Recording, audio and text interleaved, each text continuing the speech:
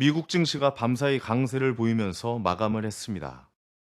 시장은 내년 기준금리의 인하 기대감이 계속 이어지고 있는 것을 보여주었고, 더 나아가서 금리 인하가 연준이 말한 부분보다 더 이루어질 것이라는 기대감이 적용되고 있습니다. 연준은 이와 달리 너무 앞서 나가고 있다고 위원들이 인터뷰를 통해서 말하고 있습니다. 시장과 연준의 생각이 다른 부분이 나오고 있으나 주가는 좋은 모습을 보이고 있습니다. 상위 종목이 전체가 다 오르는 현상보다는 중소형주의 움직임이 좀 더 있다라는 것을 확인해 볼 수 있습니다. 예를 들어 엔비디아는 다시 고점을 도전하는 상황이고 애플은 살짝의 조정이 나오는 모습입니다.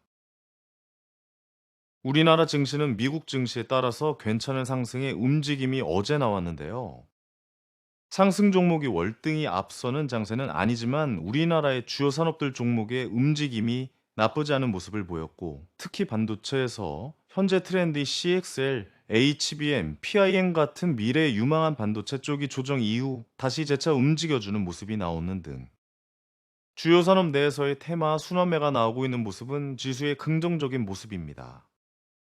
우리나라 역시 중소형주 테마의 움직임이 이어지고 있고, 수혜주 운하 쪽에 불안감이 나오면서 전 세계 선박들이 우회해서 이동 중이라고 합니다. 이로 인해서 물류 해운 쪽의 움직임이 어제 나오며 밤사이 세계 2위 BP도 수혜주 운하로의 통과를 우회하는 결정을 내렸고요. 또 한 번 물류 해운 쪽의 움직임을 생각해 볼 수 있겠습니다. 수혜주 운하에 문제가 생기면 관련주가 움직이는 모습은 과거부터 여러 번 나왔죠. 이번에도 주목해 볼 필요가 있고, 원유가 10% 이상 수혜주 운하를 통과해 왔기 때문에 원유 쪽의 관련주 움직임도 확장으로 생각해 볼 수 있는 장입니다. 저출산에 대한 심각한 뉴스는 이제 매일 나오네요. 이 정도의 기사에 빈도수면 정책이 나올 때가 된 겁니다. 이번 연도 또는 내년 초 이내에 저출산에 대한 정책 이야기가 나올 것이라고 하니 계속 관심을 가져야 하는 섹터입니다. 드디어 CS가 1월에 열리죠?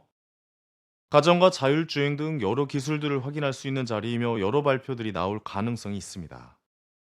온리바이스 AI가 최근 좋은 기사들이 나오면서 CS에서 관련 기술이 포함된 부분들이 발표될 가능성들이 나오고, 대표적으로 삼성과 LG는 가전 쪽에서의 경쟁을 이미 보여주며 현대차 쪽은 자율주행에 대한 미래 사업에 대해서 구체화되는 발표를 할 가능성이 있습니다.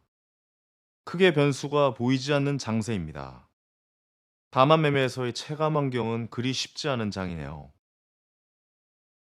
연준과 시장의 생각이 다른 점도 생각을 해보면서 큰 기대의 장세보다는 연말이니 내년의 섹터는 어떤 것일까를 생각하며 적절한 비중으로 다음은 무엇일까라는 생각으로 장을 바라보는 것이 좀 더 좋은 매매로 이어질 것이라 판단됩니다. AI 황현이었습니다. 감사합니다.